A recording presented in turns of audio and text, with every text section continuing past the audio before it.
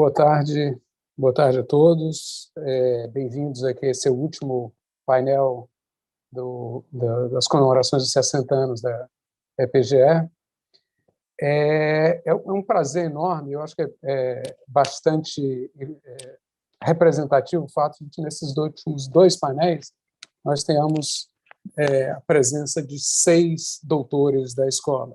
No painel anterior a gente teve a Juíza, a Maria Silvia e a Ana Carla, e agora temos o prazer de ter aqui o René Garcia, a Cristiane Alckmin e o Bruno Funchal.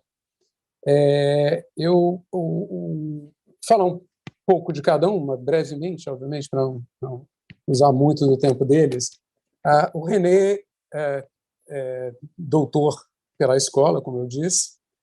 Ele já ocupou tantas posições que eu sou incapaz de enumerar aqui num tempo razoável, mas ele teve aqui, participou de vários governos, participou do governo do Rio, ele esteve à frente da SUSEP, e o René atualmente é o secretário de planejamento do Estado do Paraná.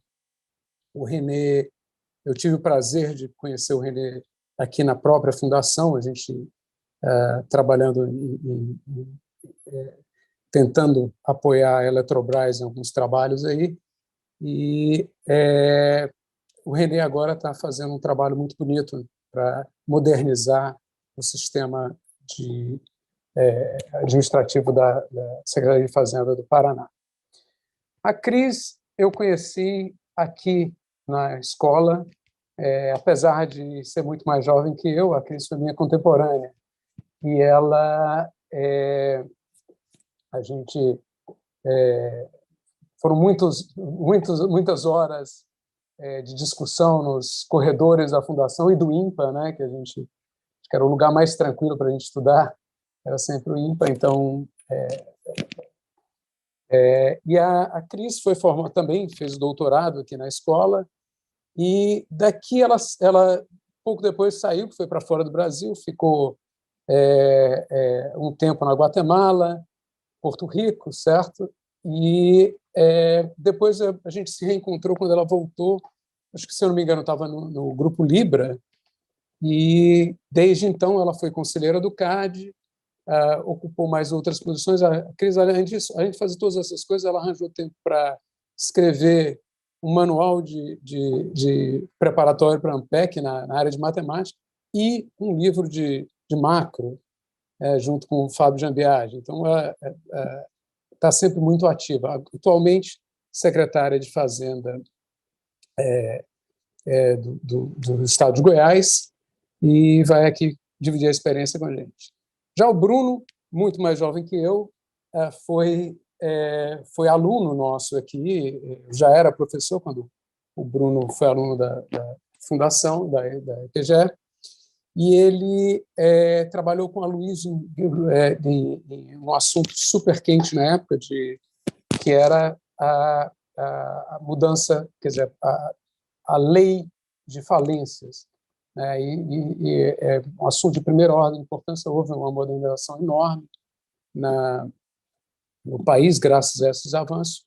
O Bruno fez estudos super interessantes, acadêmicos, sobre o assunto, publicou muito bem alguns desses estudos, na verdade, e depois foi para FUCAP, lá no Espírito Santo, com Arilton, e de lá se tornou secretário de Fazenda do Espírito Santo, que a gente sabe que é um estado que tem sido um exemplo em termos de gestão, e agora esteve recentemente, tem ajudado de alguma forma, tentar dar uma certa organização nas contas do país, na União. Tá? Eu vou já passar a palavra primeiro para o Bruno.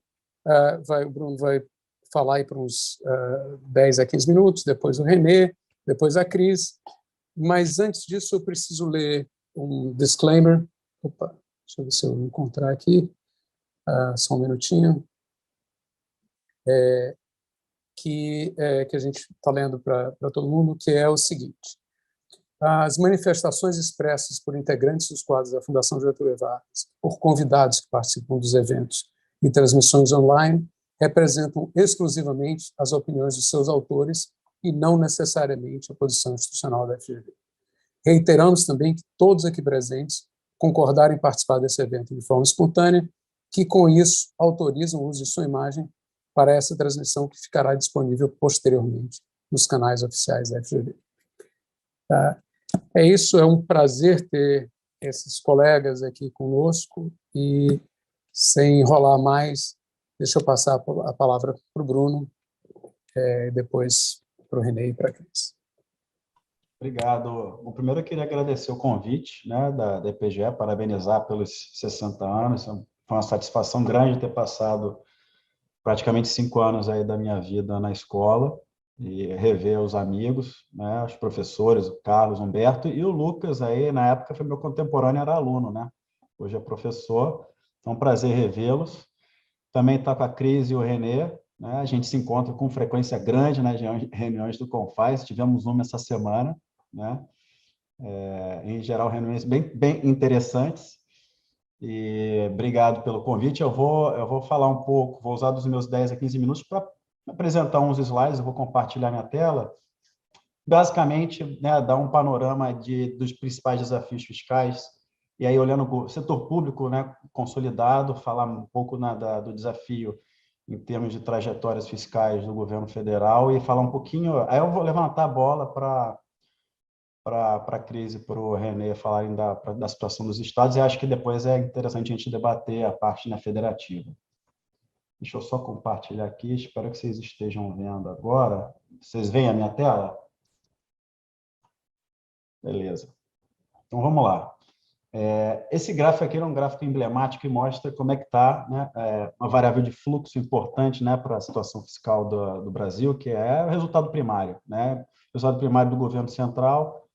A gente, né, olha a dinâmica desse gráfico, vê que o Brasil começou a entrar com um problema fiscal estrutural já aqui desde 2011, né, e começou a perder o resultado positivo. Esse resultado virou em 2014, desde então a gente está com déficit, né, já está indo para o 8º ano seguido de déficit, mas um lado positivo foi aqui em 2016, quando a gente entrou com uma nova regra fiscal muito importante, que está sendo, né, muito discutida, é um hot topic nesse momento, que é o teto de gastos. Foi implementado o teto de gastos em 2016, 2017 começou a rodar, e a lógica do teto de gastos é, basicamente, você, né, trazer um processo de consolidação fiscal de longo prazo que permite trazer previsibilidade nas despesas, e aí essa previsibilidade, né, você permite ancorar a expectativa, a gente viu imediatamente o impacto muito positivo nos prêmios de risco, as curvas de juros caíram. E a gente, por exemplo, nesse ano tem sentido muito, né, o efeito do teto de gastos quando a gente, né, observa uma retomada da economia com um aumento de arrecadação. Isso se traduz muito rapidamente em melhora de resultado. Então, isso ficou muito evidente esse ano, né? Em 2020 a gente teve um gasto bastante alto na pandemia. Esse gasto foi coberto por mais endividamento. Vou mostrar depois essa nossa variável fiscal, a variável de estoque importante, que é a dívida bruta com a proporção do PIB. Que foi atingido pela pandemia, gastamos muito, mas o importante é que a gente conseguiu voltar para uma situação de trajetória de fluxo muito similar ao que a gente já projetava no pré-pandemia. Então, provavelmente, a gente vai ter um resultado até um pouco melhor do que um déficit de 1,6. A gente, no primeiro relatório bimestral, que é onde a gente faz as projeções, né, de resultado primário, a gente projetava 3,5 de déficit, e à medida que naquela época o crescimento projetado era de 3%, então a revisão de crescimento e, é claro, inflação tiveram efeito muito positivo na arrecadação, e por conta do teto de gastos, mesmo gastando 130 bi além do teto com a pandemia, isso refletindo uma melhora de resultado. Então, repara, nisso do ano a gente achava que ia ter um déficit de 3,5 esse ano e 1,9 ano que vem, a gente já está com uma projeção de 1,6 esse ano. O meio do ano que vem ainda está em discussão, porque o orçamento ainda está em discussão, provavelmente a gente vai rever esse valor, mas de qualquer forma, é uma trajetória muito melhor do que se imaginava no início do ano, voltando para o que a gente imaginava no período pré-pandemia. Mesma coisa da nossa trajetória de dívida, né? O grande gasto em 2020, né, já vinha aqui com uma piora estrutural, né, por conta de uma deterioração das contas públicas, lá desde 2011, 2012, aumentou nosso endividamento, muito mais endividado que os nossos pares, se estabilizou, mas em 2020 aumentou demais, né? E esse aumento aqui é para pagar aqueles 10% de déficit durante a pandemia, com medidas focadas para as políticas, né, focadas na pandemia, gerou esse aumento de dívida. O lado positivo é que, de novo, essa melhora de resultado, né, e a aceleração da economia nesse ano permitiram que essa trajetória melhorasse muito. Então, a gente quase bateu 90% do PIB de endividamento, baixou para 81%, ano que vem vamos ficar próximo aí de 80%, 81%, que é similar a uma trajetória que a gente tinha de endividamento pré-pandemia, tá? E uma outra, assim, e aí, ou seja, quais são os componentes dessa grande melhora, né? No ano passado, a gente imaginava que esse endividamento ia chegar próximo de 100% do PIB. Então, a projeção de outubro de 2020 era de 96%, e a última projeção de setembro é de 81%, fechamento de 2021. E onde é que vem isso? Praticamente 3 componentes, né? Melhora, crescimento mesmo, né? Ou seja, crescimento PIB real, deflator, ou seja, efeito preço, e redução de déficit primário. A gente imaginava que o déficit ia ser muito maior tanto desse ano quanto ano que vem, e agora o déficit melhorou. Então, esses 3 componentes fazem com que a nossa dívida ela se estabilize próximo de um nível que a gente estava e imaginava que seria a trajetória pré-pandemia. Essas são as boas notícias. E uma outra boa notícia também em relação aos números fiscais é o nosso colchão de liquidez, né? Então, se a gente for pegar 3 variáveis importantes de precificação de dívida, é o nosso fluxo fiscal primário, razão dívida PIB e colchão de liquidez. No meio da pandemia, a gente teve um período difícil, né? Justamente por causa do aumento de incerteza. Nosso colchão de liquidez, né? A gente chegou a ficar com R$500 bilhão, que em geral paga 4 meses à frente. O nosso limite prudencial é ter no colchão de liquidez 3 meses de vencimento para frente. A gente conseguiu fazer um trabalho importante, né, de aceleração das emissões, e algumas medidas, como, por exemplo, desvinculação de recursos de fundos, e hoje a gente está com um colchão bastante robusto e que permite que a gente, quando entre nos leilões para captar dívida, né, para fazer captação, a gente né, veja exatamente uma situação de mercado boa para que a gente consiga fazer essas emissões de forma mais barata possível. Então, por exemplo, dias como hoje, como terça-feira, que estavam mais voláteis, em geral, o Tesouro tem muito colchão de liquidez, tem melhores condições para fazer as emissões, isso é muito importante. Estou falando desses indicadores porque a gente está vendo a curva de juros deslocar para cima e esse é o ponto. Poxa, se a gente tem números muito positivos de fluxo de estoque, de colchão de liquidez, por que a curva de juros está subindo? Isso tem a ver com a trajetória futura do fiscal, que é a discussão que a gente está tendo no momento em relação ao PEC precatório, Auxílio Brasil e orçamento. Tá? Agora, quais foram as bases para essa melhora de fiscal? O que foi feito, pelo menos desde o início do governo, que é importante, dados os 2 pilares do governo, que é consolidação fiscal e produtividade? Acho que a reforma da Previdência é fundamental, desacelerou muito o crescimento da maior despesa obrigatória. Lei Complementar 173, importante para governo federal, estados e municípios, né? Travou crescimento de salário dos servidores, que é a maior despesa obrigatória dos estados e a segunda maior do governo federal. Lei Complementar 176, eu deixo a Cris falar depois, que ela atuou muito ativamente, que resolve um contencioso gigantesco, que é o passivo da Lei Candir. Lei Complementar 178, que reforma o regime de recuperação fiscal e traz boas medidas de ajuste fiscal para os estados. E a PEC emergencial, que é a Emenda Constitucional 109, que para os estados e para os municípios é muito importante, porque dá instrumentos para os gestores para travar crescimento de despesa obrigatória quando está em situação de fiscal em situação de fiscal difícil, coisa que não existia, e está constitucionalizado, e é importantíssimo para você ter um instrumento para controlar esses gastos. Dadas essas medidas, a gente vê isso nos dados, ou seja, principalmente no governo federal, a previdência e o controle de salário, né, de servidor, faz com que a gente consiga ter uma trajetória de queda, né, da razão, despesa total, despesa primária como proporção do PIB, o que é muito importante, né? Então, último ano do governo Temer, 19,3%. Esse ano a gente deve fazer até menos de 19%. Ano que vem, esse 17,5% aqui tem uma interrogação, depende muito dessa discussão de precatório e orçamento, mas acho que, na pior das hipóteses, vai ficar por volta de 18,5%. Ainda assim, é quase um ponto percentual abaixo do que a gente pegou no último ano do governo Temer, que é um avanço positivo, que é reduzir a despesa primária. Além disso, a gente controlou as principais despesas obrigatórias. Então, comparando com o governo Temer, que é um governo referência, né, de boa gestão fiscal, se a gente vê a média, aqui é de 19 para 22. A gente desacelerou o crescimento da Previdência, praticamente pela metade, e isso é reforma. Reduziu, em termos reais, a despesa de pessoal. Então, a média era 4% ao ano de crescimento, ficou menos 0,9%, e tem muito a ver com a Lei Complementar 173. O governo Bolsonaro praticamente não teve o reajuste de servidor, e isso acaba que reflete muito nessa conta. Agora, outra despesa obrigatória que acabou crescendo demais e ocupando espaço é o do precatório, que foi muito ponto de discussão desses últimos meses, tá? E aqui eu trago um ponto relevante, né? Acho que até para levantar a bola para a crise, para o René, que é a melhora da situação dos estados, que tem muito a ver com essas medidas, né? Principalmente de controle de despesa obrigatória. Então, e a recuperação econômica foi fundamental.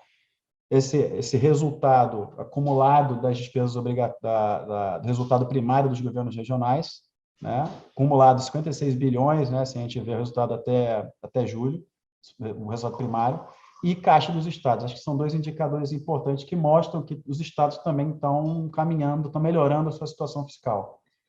E aqui eu não estou considerando nem a ajuda do ano passado, para falar, não, teve a ajuda da Lei Complementar 173. Aqui não, aqui é resultado do ano, que tem muito a ver, de fato, com o controle de despesa obrigatória. E aí a pergunta que fica é, bom, a gente... boas notícias de fluxo, de resultado de fluxo, de estoque, CAC, colchão de liquidez, por que a curva de juros está subindo tanto? E é essa a discussão que a gente está tendo nesse momento, né?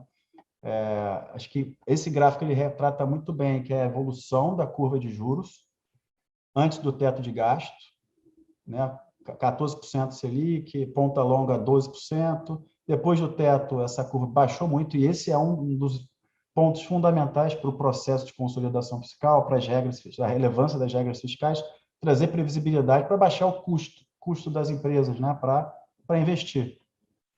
E a curva de juros baixou muito.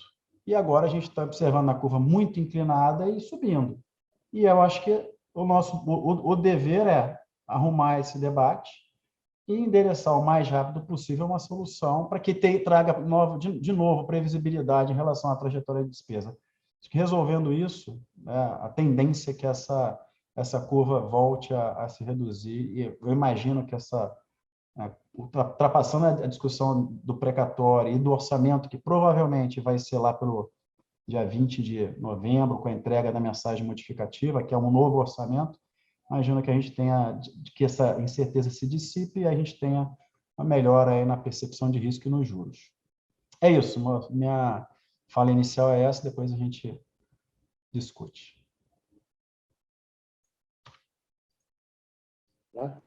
Obrigado, Bruno. René, por favor. Não, muito obrigado, Carlos Eugênio, muito obrigado, Bruno, Cris, pela oportunidade. Vamos apresentar alguns slides que foram feitos para a apresentação.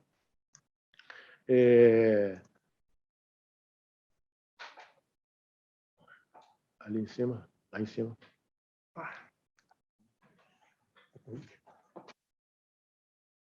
Lá em cima, né? É isso? Isso, é.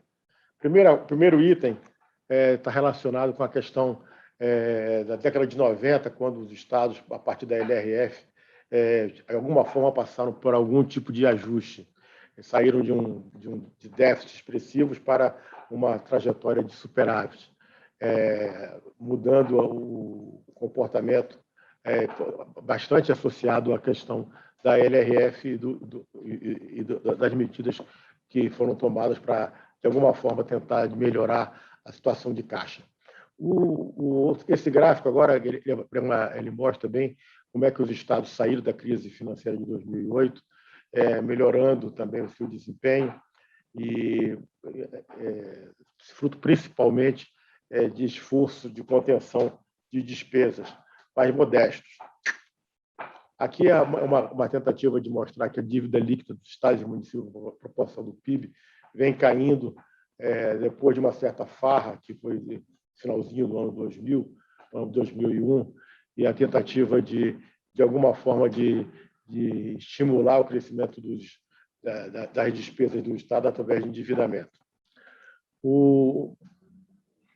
Nós vimos o seguinte, que dentro desse período, a carga tributária geral do governo federal aumentou de 26% para 32%, e dos estados de 7,1% para 8,5%.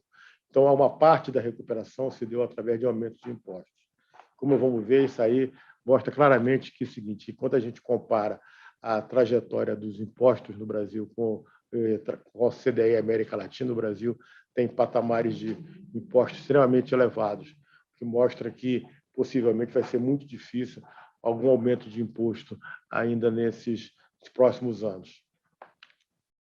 A nossa carga tributária com proporção do PIB, comparado com o CDE, é extremamente elevada e em patamares que indicam que, possivelmente, nós não teremos condições de, a não ser por uma reforma tributária ampla, de aumentar algum tipo de imposto. Portanto, a única possibilidade que nós teremos através de uma reforma tributária que racionalize os impostos. E aqui uma tentativa, uma amostra de como a carga tributária do Brasil ela é fortemente regressiva. Quando se compara com vários países do mundo, a relação carga tributária comparada com a concentração de renda, o Brasil apresenta um patamar extremamente complexo. E aí nós entramos na dinâmica de por que além da dificuldade da reforma, de algum tipo de aumento de impostos, o processo de desindustrialização do Brasil levou com que a dinâmica do ICMS tivesse uma trajetória decadente. O ICMS possivelmente em decadência e morto. Então, ele precisa urgentemente ser revigorado através de algum tipo de reforma que acabe com o ICMS e que, de alguma forma, crie algum tipo de tributação mais racional, menos acumulativa. Nossa dificuldade maior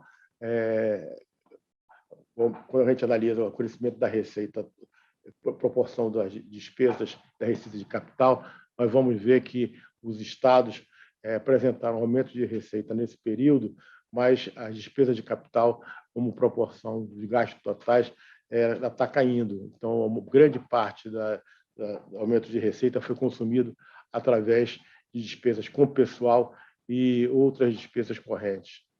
Aqui, uma tentativa de mostrar para onde foi o aumento de receita dos estados nesse período.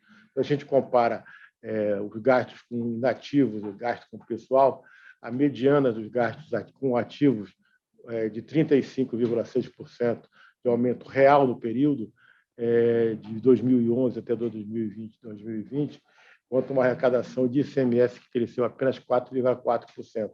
Mas quando a gente considera também a questão dos inativos e pensionistas, a realidade é bem pior, chega de 66,4% real. E aí mostra por que alguns estados conseguiram passar por esse período relativamente bem. Por exemplo, São Paulo está sem dar aumento de salários há mais de ao menos 10 anos, enquanto que Sergipe e Espírito Santo também apresentam um taxa de crescimento bem modesto. Enquanto estados como Mato Grosso acabaram dando aumento de salário 7% real acima da inflação ao longo de 5 anos, saindo como proposta de último governador que saiu. Aqui no Paraná também foi a mesma coisa. As despesas com pessoal ativo e inativo cresceu na ordem de 35% real nesse período. E um outro efeito danoso que tem para os estados é a questão da renúncia fiscal de ICMS. Quando a gente analisa de forma mais dedicada, vamos verificar que os estados apresentam parcela expressiva de renúncia fiscal. Só que esse item é meio complexo, porque ele não obedece necessariamente a uma metodologia única. Quando nós chegamos aqui no Paraná, a renúncia fiscal representava alguma coisa como 1 bilhão e 200 milhões de reais apresentado na Lua. Hoje está na faixa de 30 bilhões de reais, porque é simplesmente melhorando os indicadores desse item. Qual o principal problema, os desafios que nós vamos encontrar? Primeira coisa, nós precisamos de uma reforma tributária que realmente venha de alcance a nova necessidade de revitalização dos impostos, criando um ambiente racional. Nós temos que controlar despesas com o pessoal, a flexibilização orçamentária, com a questão das vinculações constitucionais. Nós temos que fazer uma inovação, principalmente em questão de governo mais eficiente, ganho de produtividade, principalmente envolvendo as atividades meio e atividade fim do Estado. E essa é um processo que exige um investimento em tecnologia, de informação muito elevado, e nem sempre os governantes estão dispostos a fazer na medida que os ganhos de curto prazo por aumento de pessoal é muito grande. E a capacidade de desenvolver reformas que sejam abrangentes, como a reforma administrativa e previdenciária, que em todos os estados fizeram. Alguns estados que ainda não caminharam, ainda como o estado do Rio de Janeiro. Aqui nós temos um efeito que todos já conhecem, todos já perceberam, como é que está a questão da inflação nos últimos 12 meses. Aquela acumulada, ela representa um crescimento de 10,3%, contra um crescimento da receita dos estados na faixa de 17%, 18%. Então, boa parte da arrecadação hoje dos estados está associada ao aumento, primeiro, uma recuperação da economia, mas principalmente por conta do aumento da inflação nesse período. Aqui nós temos, vamos avançar para poder carregar do tempo, nós temos uma tentativa de verificar como é que está a questão da disponibilidade de caixa dos estados. Com a recuperação mais rápida da economia do que se imaginava, os estados passaram a ter um reforço de caixa extremamente expressivo nesse período. E foi uma realidade em quase todos os estados.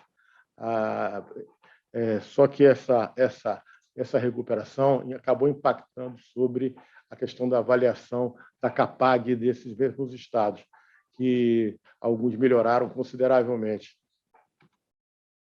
E entrando no item que é principal, para a arrecadação de combustível, representa alguma coisa como 22%, 23% em média no Brasil. Hoje está sendo discutido um projeto de lei que tem como tentativa diminuir a questão da tributação sobre os estados, só que partindo do pressuposto que os estados são os grandes vilões do processo. Mas quando a gente analisa a formação de preço, vamos verificar que o componente principal foi o aumento do preço do petróleo, chega de 41%, e a questão da taxa de câmbio, que valorizou 53% nesse período. Quando comparado aqui no estado do Paraná, até que o preço médio de revenda de gasolina ficou abaixo da taxa Brasil. Esse projeto de lei PLP 11, que foi aprovado recentemente na Câmara, representa uma perda para os estados equivalente a 31 bilhões de reais. Para os senhores terem uma ideia, a ajuda da Lei Complementar 173 foi alguma coisa como 34 bilhões de reais. Então, equivale a uma pandemia. Em alguns estados, representa alguma coisa como 1,5 vezes a folha de salários. Então, se ele for aprovado, pode significar uma grande e expressiva perda para os estados. A questão fundamental envolvendo hoje a credibilidade do governo federal passa pela questão da definição do teto do pagamento dos precatórios, como nós podemos analisar aqui nesse gráfico. Se a condução for no sentido de postergação, os estados, não só alguns estados, vão ter problemas, porque estaria alguns estados, por conta do Fundef, o antigo Fundeb, tem uma recuperação, uma esperada até de alguma coisa, como tem um estado que 9 bilhões de reais impactaria sobre eles. Isso aqui é uma tentativa também de verificar como é que está a questão do projeto de lei, o EPLOA, que foi encaminhado ao governo federal, ao Congresso Nacional, e o que ficou de fora desse EPLOA. O impacto que pode se verificar foi a deterioração da evolução não só das previsões de PIB corrente, com a evolução do IPCA nesse período, uma reflexão na taxa de câmbio, da taxa de juros também nesse período. Então, quais são os principais riscos envolvendo os estados hoje?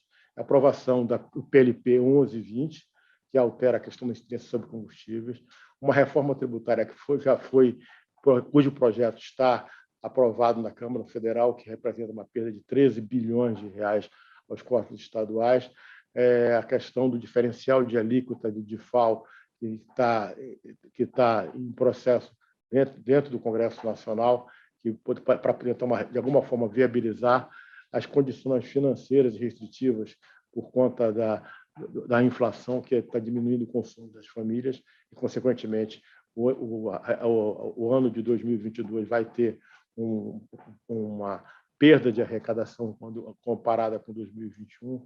O ano eleitoral vai incentivar políticas populistas por parte dos governadores, no sentido de direcionar a sua reeleição, assim também como a falsa impressão de que a arrecadação está crescendo em termos positivos e que pode gerar, de alguma forma, algum tipo de indexação de salários e com a possibilidade de você ter uma corrosão expressiva do orçamento nesse período.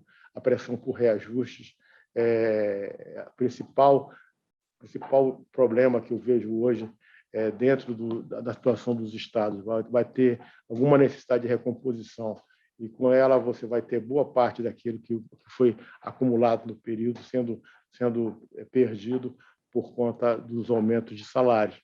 E a previsão de arrecadação para 2022, seja por conta da inflação mais baixa, seja por conta do crescimento mais baixo, vai tender a ter um impacto possivelmente negativo. Então, desculpa falar muito rápido, porque já tinha que correr, tinha muita apresentação, e fico aberto aí a qualquer tipo de questionamento. Tá? Desculpa também, porque por conta de uma Covid recente, eu tenho uma dificuldade de falar por conta de alguns efeitos colaterais provocados por problemas neurológicos. Não? Não, o mais importante é você ver que você está melhorando aos poucos, mas está se recuperando bem. Obrigado. Obrigado, Renê. Deixa eu passar, então, a palavra para a Cris. Bom, Renê, but not least. Isso. Primeiramente, eu gostaria de agradecer aí o convite. Vocês são todos meus grandes amigos, colegas do passado, né, de grandes desafios aí da EPGE.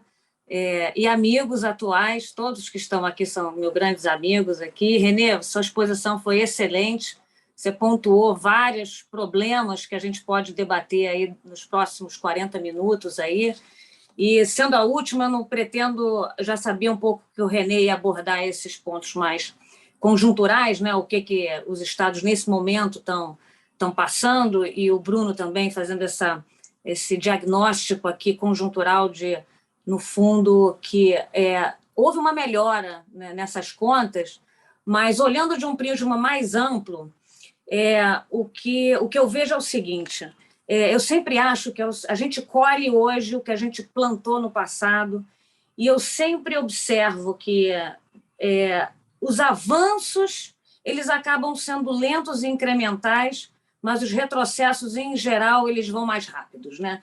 Então, se a gente olhar a nossa história recente, desde 96, a gente teve ali a separação do Banco do Brasil com o Banco Central, a gente teve, nos anos 90, abertura comercial, ainda que a gente precisa melhorar nesse aspecto, ela começou nesse período. Tivemos, em 94, o Plano Real, a Lei da Concorrência, como o René colocou aqui também, a 9496, que foi a Lei de Reestruturação também das dívidas dos estados em 97. Tivemos ali, anos 90 e 2000 também, a questão de saneamento bancário das finanças estaduais, agências reguladoras sendo criadas, dentre um conjunto de privatizações que foram sendo feitas, principalmente no governo Fernando Henrique Cardoso. Em 99, o nosso tripé macroeconômico tão importante aí para segurar isso que o Funchal colocou, que, no fundo, foram mais de 14 anos de superávit primário até 2014, mais ou menos. Tivemos a Lei da Responsabilidade Fiscal nos anos 2000, a Lei 10.028, que é a Lei de Crimes de Responsabilidade Fiscal, Lei dos Consignados também, e a gente passou, né, a ser credor internacional líquido, com hoje umas reservas internacionais aí assim na monta de aproximadamente 360 bilhões de dólares, o que então isso tudo, essas reformas institucionais e estruturais, elas foram sumamente relevantes para pavimentar esse futuro, e quisera eu que elas tivessem continuado a partir de 2007, que é quando eu vejo que houve uma ruptura nessa continuação de boas reformas estruturais que nós estávamos fazendo. E aí, nesse período, a gente começa a ver que o Brasil começa a degringolar, a gente começa a ver uma piora em todos os indicadores a partir de 2014, de maneira consistente. Até o Stulberg falava que estamos agora no fim do nosso modelo de crescimento CCC, que era o crescimento baseado no consumo, nas commodities e no crédito, que o crédito começou também a despontar bastante. E, em particular, as nossas despesas obrigatórias, e nesse ponto eu quero ser bem enfática, nós tínhamos despesas obrigatórias ao redor de 25% do orçamento, 75% do orçamento, e as despesas discricionárias em 25% do orçamento. A partir de 2014, ela começa a degringolar, e há um patamar que as despesas discricionárias, em 2021, elas chegaram ao patamar de 6,3% do PIB, e no que tocante aos investimentos, apenas 2% do PIB, sendo que 1/3 referente à União e 2/3 referentes aos estados. Então, ou seja, o Brasil perdeu completamente a capacidade de investir, de todos os entes. Tanto a União quanto os entes, né, os estados e os municípios. O que isso é muito doloroso. Tanto é que a percepção da The Economist, não sei se vocês se lembram, você teve as 3 capas, né, de 2009, Brasil decolando, com aquela percepção de que o Brasil já estaria, né, indo além, ia passar taxas de crescimento de China, né?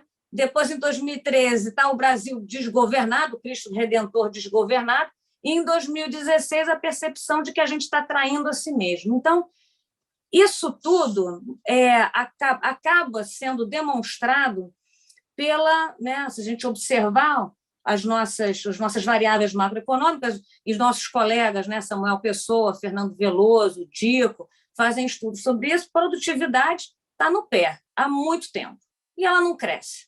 Então, o que parece é que a gente está gastando cada vez mais.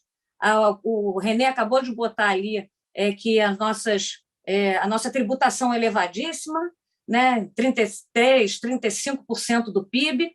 Nosso endividamento, que caiu a uns 50% do PIB lá em 2014, começou a crescer enormemente, está na casa dos 80%. O Bruno mostrou que a gente está melhor do que a gente esperava que a gente fosse estar nesse momento, deu uma caída, né, Bruno? Você colocou que a gente esperava estar em 96,7%, a gente está em 80%, ótimo, mas o fato é que, olhando na história, estamos com incertezas muito elevadas e não estamos bem nesse filme. Muito embora, se a gente pegar o curto prazo, bem conjuntural, o Bruno tem razão, a gente teve uma melhora no resultado primário, resultado nominal, a gente no endividamento bruto, mas a gente tem que botar uma certa cautela nisso, porque a nossa história não está tão bonita. A nossa taxa de crescimento está muito baixa. E se a gente tiver um problema hídrico muito forte, ano que vem, que estamos aí com uma expectativa de crescermos 1,5, 1,7, é capaz de a gente crescer o quê? 0,5? Se a gente tiver realmente um problema hídrico. Então, vindo aqui para o título da tua apresentação, do tema, da temática de hoje, desafios da política fiscal no Brasil, eu acho que eles são enormes, porque, apesar de nós termos feito uma belíssima reforma monetária em 94 e da gente ter tentado segurar ali os gastos, eu não tenho a menor sombra de dúvida que aquela equipe brilhante lá do Plano Real pensou nisso, olha, a gente tem que cuidar da parte fiscal também, vamos criar a LRF, vamos criar aqui mecanismos para que a gente consiga frear essas despesas. A verdade é que a lei não conseguiu frear.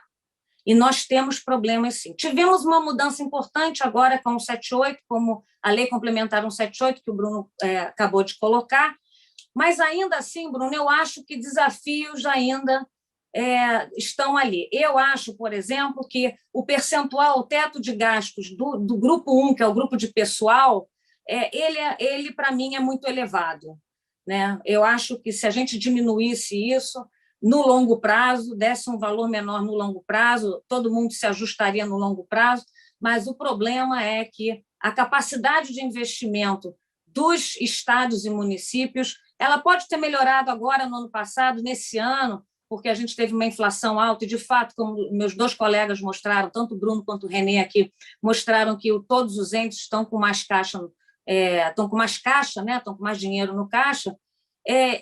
Isso é conjuntural. Se nós não fizermos reformas estruturais, isso ano que vem já é outro cenário. A inflação, pelo menos medida lá pelo Focus, ela não está no como vai estar esse ano, que vai acabar em 9%, vai estar em 4,5%. E aí? O que a gente faz? Sendo que despesas também aumentam, a inflação também aumenta as nossas despesas. Então, eu acho, falando de desafios, eu quero falar um pouco dos desafios de curto e longo prazo, os desafios dos entes e os desafios das regras fiscais. E aí termino a minha fala.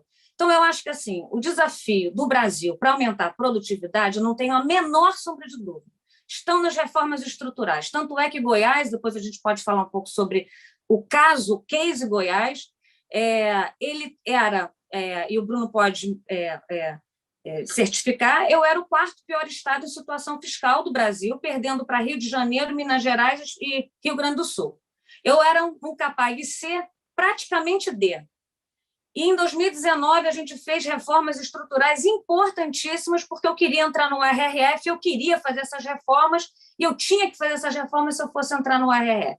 Fui o primeiro estado a fazer a reforma da Previdência, fiz a reforma administrativa, a gente diminuiu incentivo fiscal de maneira assim, contundente, fizemos, ou seja, tentamos aumentar receita de maneira estrutural e tentamos diminuir gastos de maneira estrutural, ou pelo menos a taxa de crescimento dessas despesas diminuir, dar uma freada.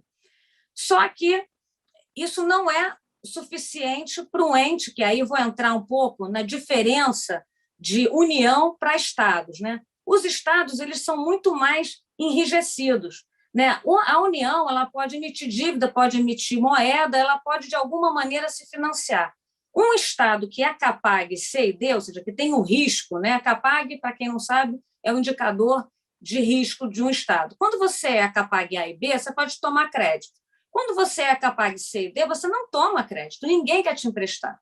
Então, imagina um governador chegando, que foi, no caso, em Goiás, Ronaldo Caiado, chegando e encontrando o estado com 2 folhas para pagar, com mais de 4.600 fornecedores em atraso, com mais de 400 obras inacabadas e mais uma montanha de outros milhares de problemas, consignados sem serem pagos para o Estado, milhares de problemas. Nesse momento, um estado como esse, como que você vai pagar a folha se você não tem dinheiro no caixa, não consegue dinheiro de terceiros, não tem margem fiscal? Então, esse é o desespero de um governador que chega. E aí a gente tem que entender que setor público não é setor privado. Setor privado, você tem um CEO de uma empresa que ele tem uma ideia de perenidade que vai ficar por um tempo longo naquele lugar, tanto é que tem bônus de longo prazo, etc, etc. Então, a função utilidade dele é outra, né? A função objetivo dele é outra. A função objetivo de governadores, de presidentes da República, ou seja, de gestores, prefeitos, ela é outra. Você tem um momento de 4 anos. E quando você chega num lugar, se o governo está falido, como é que você vai agir? Então, esse é um desafio muito grande que eu acho que a gente tem que pensar em termos União, Estados e municípios. A gente tem que pensar em termos de federalismo. E o Estado de Goiás, por exemplo, ele judicializou, ele quis uma suspensão da dívida. Eu queria ter entrado no RRF desde cedo, porque eu teria todo um suporte do RRF, né? Ou seja, eu teria obrigações do RRF, né? E teria a benesse de ter a dívida suspensa. Acabou que eu tive a dívida suspensa, acabei que, como a gente tinha lá um desejo de realmente voltar com o Estado estruturalmente, estar ali, então a gente resolveu fazer as reformas estruturais, mas não necessariamente um Estado que tem dívida suspensa pelo STF, ou seja, uma dívida suspensa porque está judicializada, ele vai fazer reformas estruturais como o Goiás fez. Tá? Você vê aí outros estados que têm dívidas suspensas e não conseguiram. Mas o desafio de curto prazo do Brasil, deixa eu voltar um pouquinho aqui, o desafio de longo prazo e curto prazo. O desafio do curto prazo no Brasil, ao meu ver, ele tem que diminuir a incerteza política. E aí eu vou num ponto muito específico e ele é muito difícil, que é o diálogo com os poderes, e no caso da União, em particular com o parlamento, que é onde está sendo dividido ali a questão das políticas públicas. Né? O que parece é que a gente está tendo ali a gente não faz avaliação de política pública no Brasil, infelizmente, isso nenhum ente, isso é um desafio, porque isso a gente precisa fazer, a gente precisa ter essa cultura. Quando que a gente vai começar a ter essa cultura? Eu não sei, porque hoje, para a União, o que está aparecendo é que existe ali uma dissonância entre o que o parlamento quer e o que o executivo quer.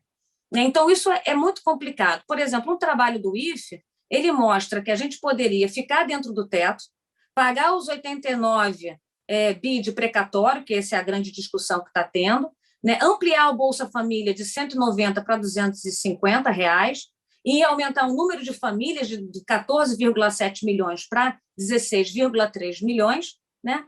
E ficar dentro do teto. Mas será que isso faz sentido para o parlamento? Então, essa conversa do executivo com o parlamento é um grande desafio de curto prazo, caso a gente queira entrar nos trilhos, pelo menos até o final de dezembro de 2022. Não que isso seja algo perene, mas isso certamente a gente precisa ter esse diálogo maior. Né? Com relação às reformas, eu não tenho a menor sombra de dúvida. O grande problema fiscal do Brasil é folha. É folha, não é mais dívida. A gente, assim, Goiás, apesar de estar em 4º estado, em pior situação fiscal, eu não chegava no limite da regra, numa das regras fiscais, que eu posso ter 200% de dívida consolidada da RCL. Eu não cheguei lá, eu estava com 100%, e mesmo assim eu era um estado falido. Então, o outro desafio que eu vou falar um pouco mais à frente é o desafio das regras fiscais. Mas, ainda falando sobre desafios dos entes, acho que uma reforma administrativa, por conta do tamanho da folha dentro da nossa receita, é fundamental.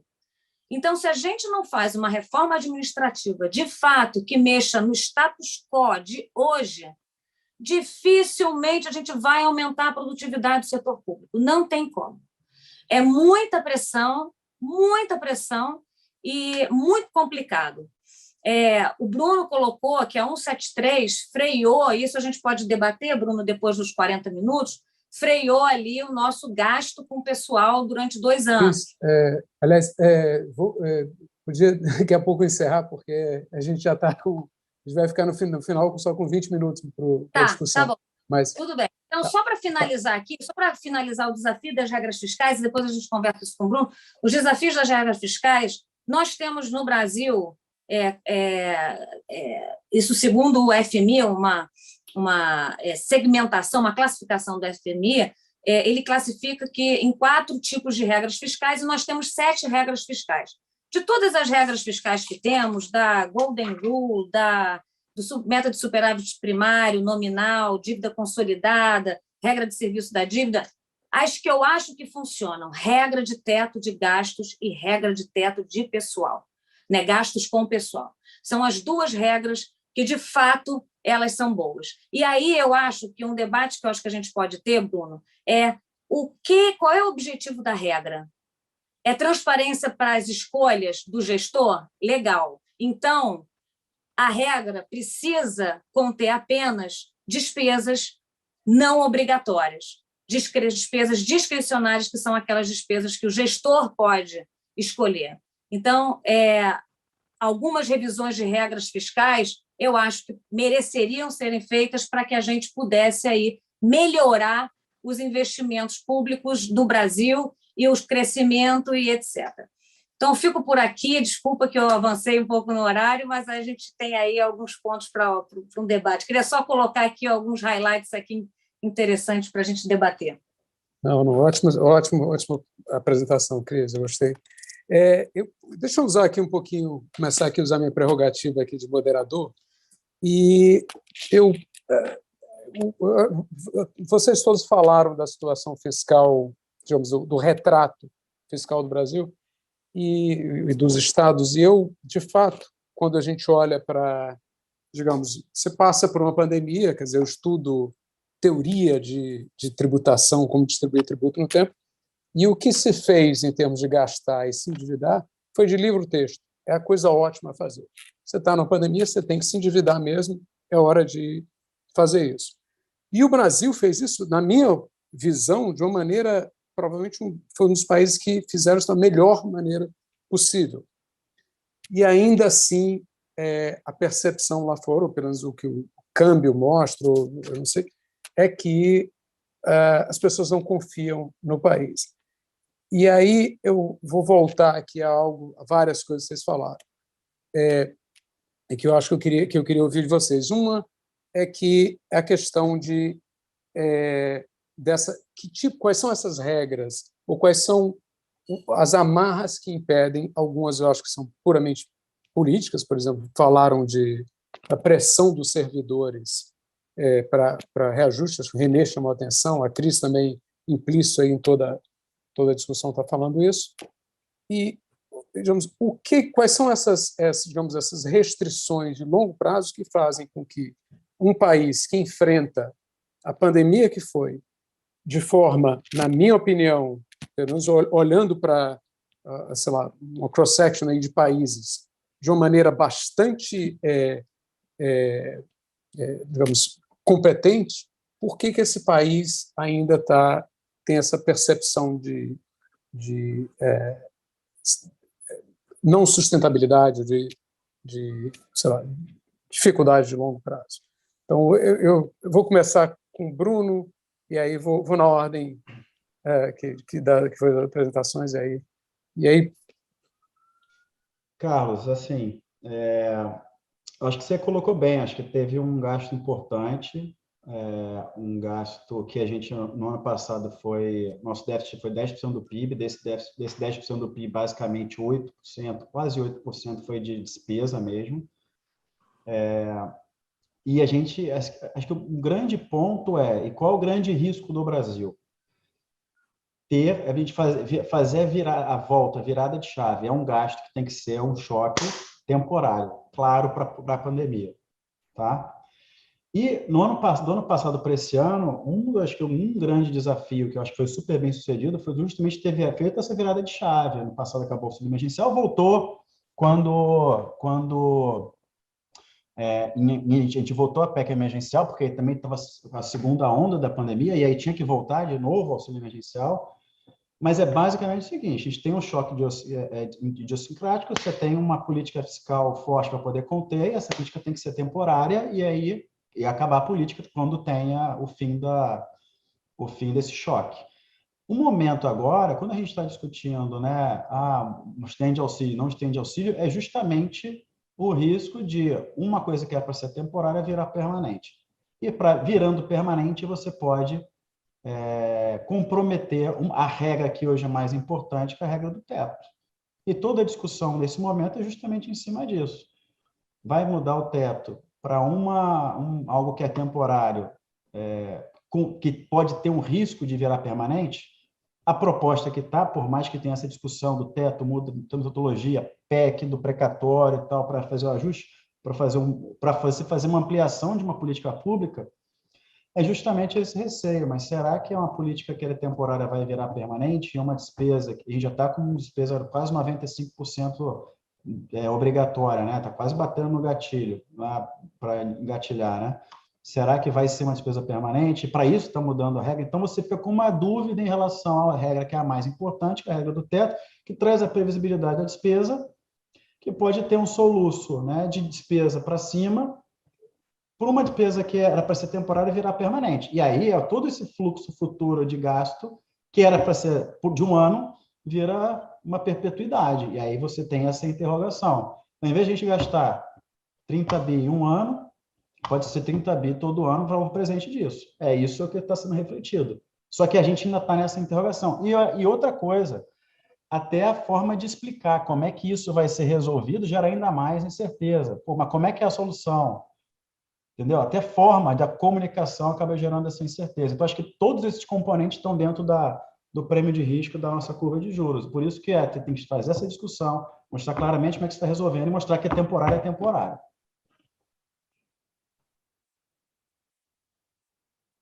Renê.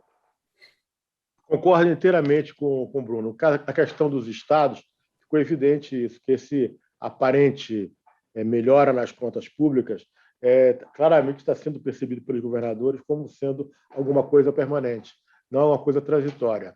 E o que acontece é que as vinculações constitucionais obrigam que aumente a participação em educação e saúde, independente de haver a necessidade ou não. Enquanto quando houve a transferência da 173 e o aumento da arrecadação proveniente da melhora da economia, imediatamente programas que deveriam ser de curto prazo viraram permanentes. Então, hoje é o seguinte, hoje a maldição que recai sobre o secretário de Fazenda é o seguinte, se ele aumentar a arrecadação, ele passa a ser o vilão da história, porque imediatamente as vinculações constitucionais vão aumentando a situação, há uma perda de despesa de capital, despesa de investimento, e ele se compromete no período subsequente. Então, as vinculações acabam sendo extremamente danosas. Aquilo que deveria ser visto como um caixa transitório para fazer frente a políticas anticíclicas vira despesa permanente e a receita é contaminada. Então, o debate não tem uma regra fiscal que consiga caracterizar o que é uma receita transitória como sendo uma receita passível de ser não utilizada. Você é obrigado a gastar, e é obrigado a gastar, e a vinculação, para você ter uma ideia, aqui de cada R$100 arrecadado em ICMS, sobram líquido no caixa quase 5%, 6%. O resto está todas as obrigações, com os poderes e as obrigações constitucionais. Só que, mesmo que você aumente a arrecadação de alguma forma, de forma transitória, você comprometeu as despesas de caráter permanente. Então, o Brasil é visto como sendo, como colocou muito bem o Bruno, que despesas transitórias viram despesas permanentes. Então, a percepção dos investidores, de alguma forma, está correta, porque não existe políticas anticíclicas que possam colocar um fundo de responsabilidade fiscal, um fundo que possa, de alguma forma, ser administrado para os períodos que houver uma perda de arrecadação. A análise dele está totalmente correta. Carlos, eu vou te falar o seguinte, vou te fazer uma pergunta, vou botar um questionamento aqui para os nossos ouvintes, nossos colegas aqui. Primeiro é o seguinte, o incentivo fiscal do setor automotivo, ele lá atrás teve uma origem que provavelmente foi temporária. Ele existe até hoje. Zona Franca de Manaus, que lá atrás foi para gerar o desenvolvimento da região, não desenvolveu e está até hoje. Então, aonde eu quero chegar em primeiro lugar, na minha visão, qualquer programa social, qualquer tipo de renúncia fiscal, incentivo fiscal que se dê, ou qualquer tipo de programa nessa linha, é muito difícil de você tirar. Esse é o primeiro ponto. Muito difícil de tirar. Você começa a dar um Bolsa Família, quem é que vai tirar isso? Então, esse é o primeiro ponto. O segundo ponto é um problema conjuntural que aconteceu. E foi um azar da gente, no sentido de que, logo após a pandemia, em 2020, em 2021, veio aumento do preço do gás, aumento do preço, né, do gás para as pessoas. As pessoas agora voltaram a cozinhar no carvão. Né? Você teve aumento do combustível, você teve aumento dos alimentos. Então, para quem é o mais vulnerável, ele sente muito, ele sente demais. E o terceiro é uma pergunta que eu coloco aqui: será que a reeleição também não tem um fator aí importante? Será que esse instituto da reeleição não deveria ser alterado no Brasil e a gente ter um mandato fixo de 6 anos? Será que isso não melhoraria a gente a ter gestores que pudessem fazer melhores escolhas de gastos públicos?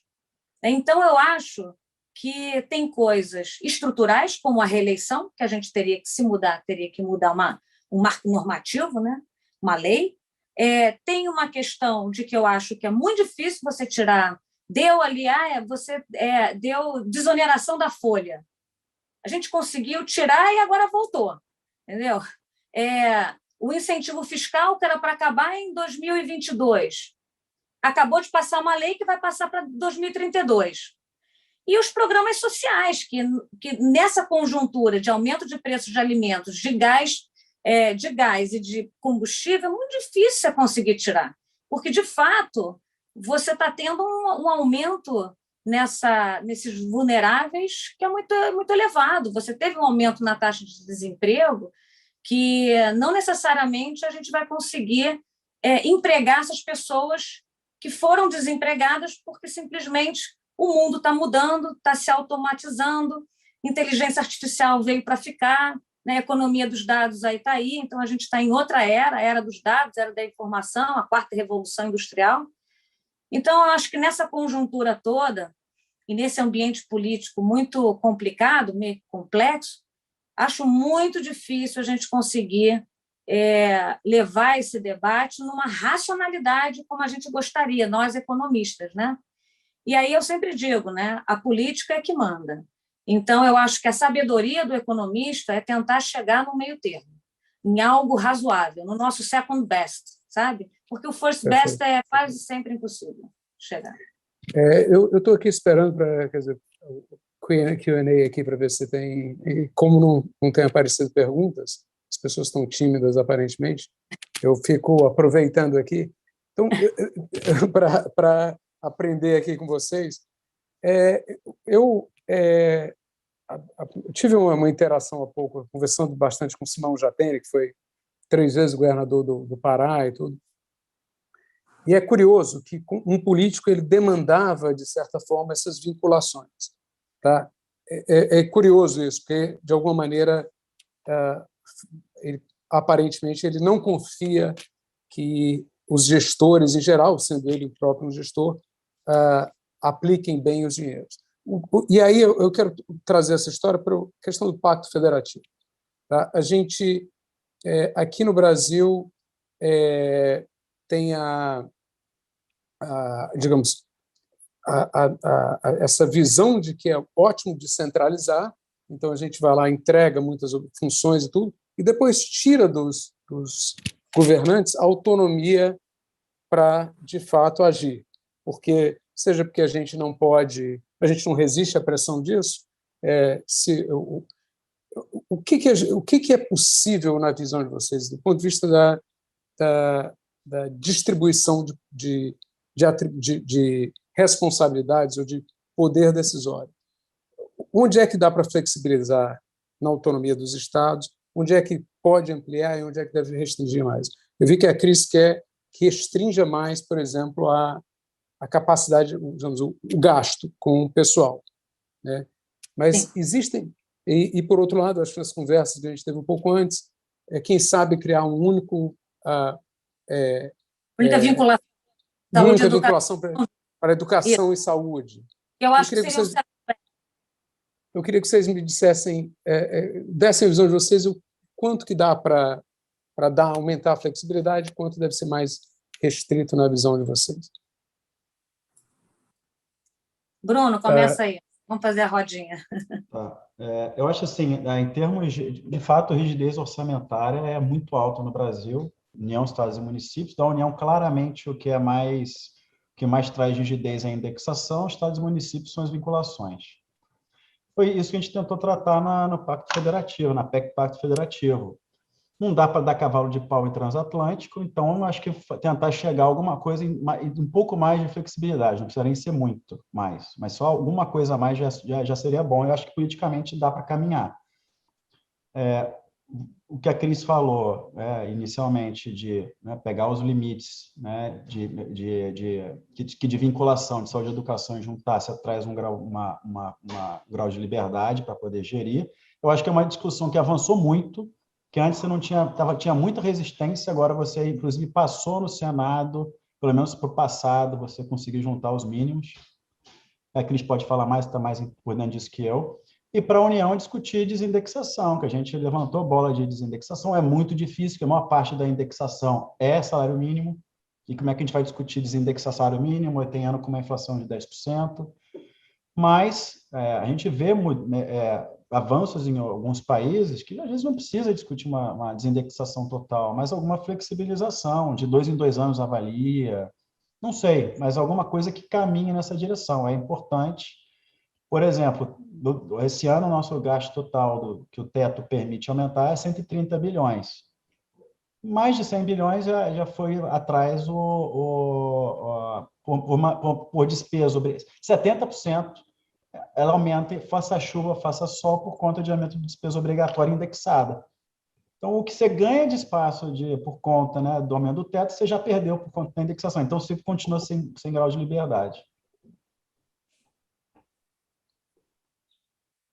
Eu acho que a questão realmente de juntar as funções de educação e saúde é extremamente importante, mas ela esbarra hoje no problema etário. Enquanto alguns estados do Norte e Nordeste vivem uma experiência de que ainda tem mais jovens do que velhos, a experiência do sul do país é o contrário. A população idosa está crescendo mais do que a população jovem. Tem estados como o Rio Grande do Sul que vai perder 520 mil jovens em 10 anos. O Paraná vai perder 480 mil jovens. Só que a realidade é claramente diferente. Então, você cria uma demanda por vinculação em educação, quando, na verdade, você deveria adotar programas de incentivos e programas de saúde para os mais idosos, até mesmo qualificação de mais idosos. Então, a indexação, seja a indexação formal, seja as vinculações, acabam enrijecendo a capacidade do governo estadual, dos governos estaduais, a um nível em que praticamente o secretário de Fazenda, em situação crítica, vira um gestor de folha salarial.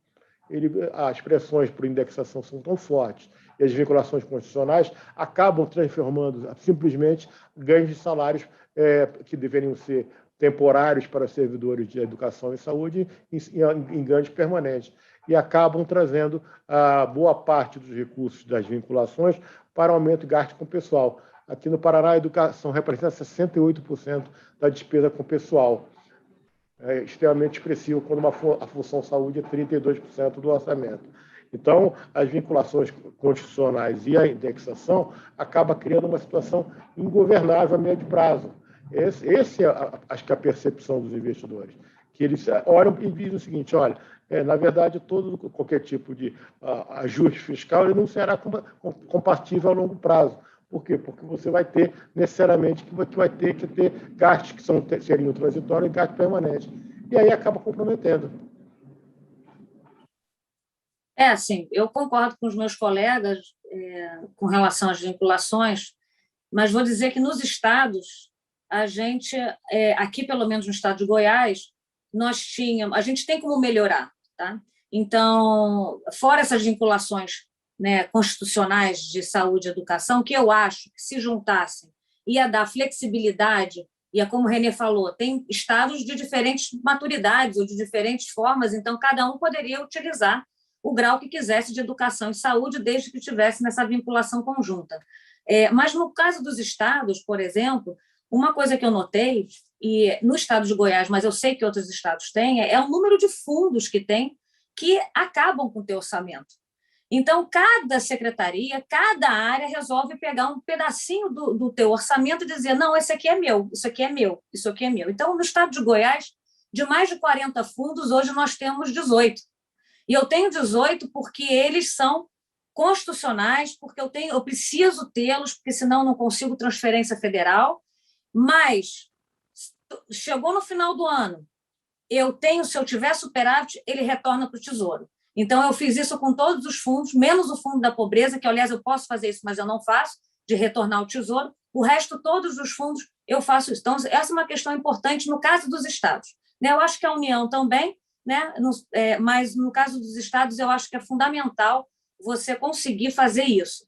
E outra coisa são as vinculações estaduais, que, além das vinculações federais, no estado de Goiás eu tinha ciência e tecnologia e tinha também cultura, e nós já abolimos essa vinculação. É uma briga grande, por isso é que o diálogo entre o executivo e o parlamento ele precisa acontecer.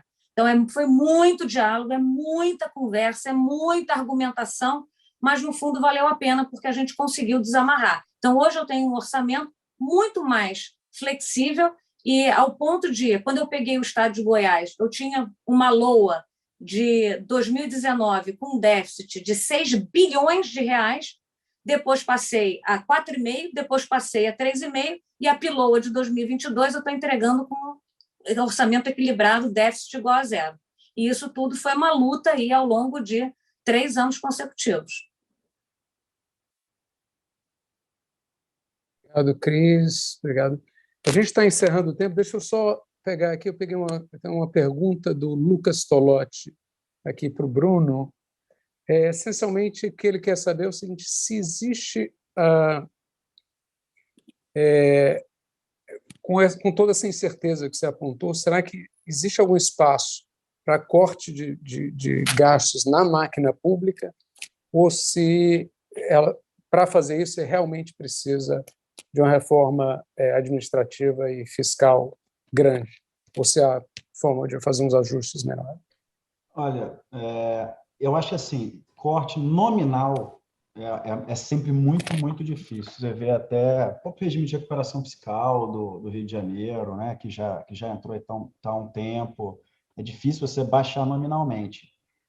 Agora, eu acho que a gente pode trabalhar em termos reais. Em termos reais, se você travar, o que é o que a gente fez, por exemplo, na Lei Complementar 173, você já tem um ganho absurdo, né? Então, você tem uma inflação que vai subir, você já tem a sua receita subindo, você congela nominalmente as despesas. Já é um grande avanço. Na reforma administrativa, tem um espaço que em situação de crise fiscal, ele adiciona lá a possibilidade que estava na LRF, no artigo 9º, eu acho, que é reduzir jornada e vencimento. Isso sim seria uma redução nominal. O governo federal, não sei se o efeito é tão grande assim, me lembro que era uma coisa de 10 bilhões de reais. Então, assim, algum espaço tem. Politicamente é muito difícil, mas eu acho que se a gente conseguir avançar e conseguir emplacar, de fato, que a gente trouxe na PEC emergencial, o que a gente fez esse ano passado, na 173, que é problema fiscal, trava tudo e não cresce nominalmente, 2 anos a gente consegue ter uma boa melhoria fiscal em termos de despesas obrigatórias. Obrigado, pessoal. Eu acho que a gente está estourando aqui o tempo. Foi ótimo revê-los, foi ótimo aprender um pouco mais da realidade fiscal brasileira com vocês. E deixa eu passar a palavra para o Lucas e para o Humberto para encerrarem. E convidá-los para o encontro. A gente está, né, agora os ex-alunos vão se encontrar nos bate-papos, então eu já vou pegar aqui minha cerveja e me juntar agora botar minha roupa de aluno e me juntar ao grupo. Você ainda é aluno? Sonho meu, né? Vou já tirar a barba aqui para esconder aqui o branco aqui. Não, eu queria agradecer muito a vocês, ao Bruno, ao Renê, a Cristiane. Excelente debate. Os desafios no Brasil são muito grandes, né? Como vocês expuseram aqui. E vocês têm sido brilhantes na forma de pensar nesses problemas, de conduzir política fiscal no Brasil e nos estados. agradecemos muito a vocês, e vocês nos honram muito como ex-alunos do UNINAE da nossa escola. Espero revê-los em breve e também aproveite agora o espaço para estar junto com seus colegas, vestindo a capa de ex-alunos, né, dos seus tempos. E agradeço todo mundo que esteve presente aqui, participando na audiência, aos nossos ex-alunos, a muitas pessoas que estão nos vendo agora. Obrigado por tudo, obrigado pelo apoio. Um grande abraço a todos vocês. Lucas. E obrigado, Humberto, Lucas, por esse excelente evento que vocês organizaram. Foi, acho que 10% foi começou e terminou num altíssimo nível. 10% do meu trabalho, 90% do Lucas. O Lucas trabalhou horas nisso. Eu faço das palavras do Humberto minhas. Tá? Agradecer eu sei que está muita gente ocupada aqui, vocês aqui com altos cargos no governo. Desde ontem tivemos Jante Roller, hoje tivemos John Cochrane, tivemos vários ex-alunos proeminentes, tanto o pessoal que está trabalhando mais para construir o Brasil, como vocês, até o pessoal que está mais trabalhando na parte acadêmica, e dizer que um caso de mim, do Carlos, do Luiz, de todos nós professores, do Humberto, os nossos professores é com muita grande satisfação e nos deixa cheio de orgulho quando a gente vê quão longe que nossos alunos vão. Então, essa é uma coisa que nos deixa realmente muito gratificante, gente. Então, no fundo, esse é o principal ativo da nossa escola. É o capital humano que a gente faz. Eu acho que esse encontro, esses 2 dias que a gente fez, deu para ter, acho que foi baseado predominantemente em ex-alunos e foi de altíssimo nível, gente. Então, só para dizer isso, que vocês nos dão muito orgulho, tá? Muito obrigado para todo mundo, gente. Obrigado, boas pelas palavras, Muito obrigada. Lucas. Valeu. Tchau, tchau.